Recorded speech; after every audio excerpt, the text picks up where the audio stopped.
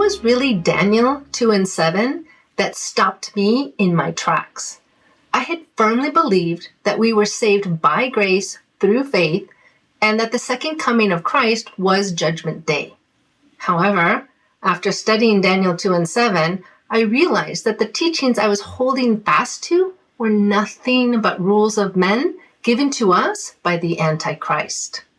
I felt sick to my stomach. My entire world had just turned upside down. The most important thing to me at that moment was to find out how to recognize the second coming of Christ. As often as there was someone there to study, I went. I carefully examined every Bible verse and asked question after question. It was so hard for me to throw away the false teachings, the fixed ideas that I had in my mind.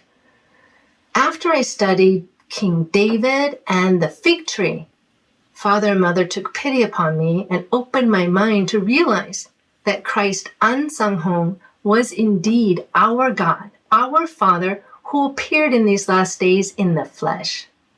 No man can plan their birth or their death to align with the prophecies of the Bible.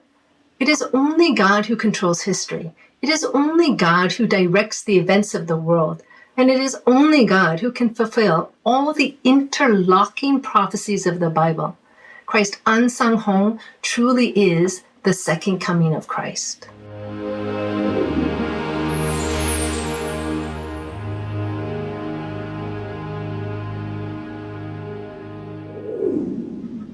After knowing without any doubt that Christus Ahnsahnghong is our God, the second coming Christ, I began to read the truth books.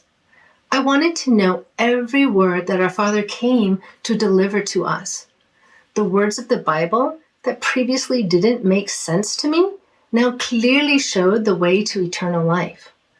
I was so thankful to those who had preached to me, to those who had so patiently studied with me, that I wanted to give the same love and kindness to others.